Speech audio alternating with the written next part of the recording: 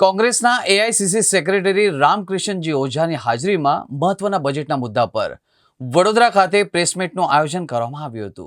इसको हत्या कहना चाहिए और 11 लोगों की हत्या का दोष इस महानगर पालिका पे लगाना चाहिए और राज्य के मुख्यमंत्री पे लगाना चाहिए। मैं गुजारिश करता हूं प्रधानमंत्री नरेंद्र मोदी जी से, मैं गुजारिश करता हूं अमित शाह जी से कि इन दोनों पे कार्रवाई की जाए, मुख्यमंत्री पे भी कार्रवाई की जाए और महानगर पालिका पे भी कार्रवाई की जाए कि इस तरह से इनकी गलतियों का खामियाजा और जनता के पैसे की लूट कब तक चलेगी इस शहर के अंदर। अब इस शहर के नाम पे, जात पात के नाम पे सत्ता में आ जाते हैं, पैसे के बल पे जनता के नाम पे आ जाते हैं, उसी पैसे को वहाँ नदी से कमाते और उसी पैसे का इस्तेमाल करके लोगों को भड़काते हैं। ये सारे बंद करने पड़ेंगे। आपको जनता को जवाब देना पड़ेगा। 30 वर्षों के शासन से आपने इस शहर के अंदर में कोहराम मचा रखा है। आप पावागढ़ से पिंगलवाड़ा तक ये नदी का लंबाई है जो 100 दिन में पूरी करना चाह रहे थे, वो अभी तक हुई नहीं। हरनी बोट कांड, फिर से वही बात। पीपी मॉडल पे आप लोग जिन लोग काम देते हैं, जिन लोगों से पैसा उगाही करते हैं, क्योंकि आपको डर लगता है कि इन पे कार्रवाई करेंगे तो आप एक्सपोज हो जाएंगे।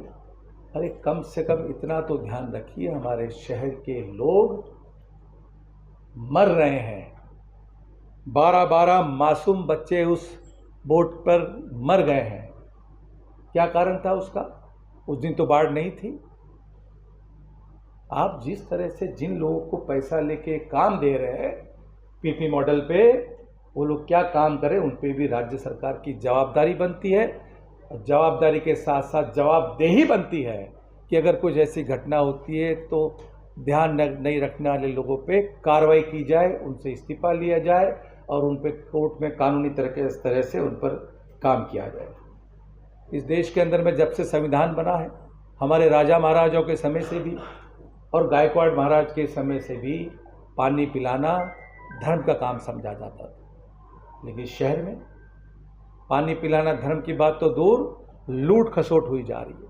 एक गरीब आदमी को अगर आधा इंच का पानी कनेक्शन दिया जाता है तो उसकी प्लॉट के साइज से उससे पैसा लिया जाता है। एक समय था, ठीक है, पुरानी बात है, 30 साल पहले 180 रुपये में हम पानी दिया करते थे। गरीब स्लम को, गरीबों को हम फ्री में पानी देते थे। ठीक है, महंगाई बढ़ गई, कितनी होनी चाहिए? 180 से 200 हो जाए, 250 हो जाए, 300 हो जाए, 1200 1800 रुपये आप ले रहे हैं। लूट की कोई हद होती है। ये कानूनी एक हर नागरिक को अधिकार है मूलभूत सेवाओं का।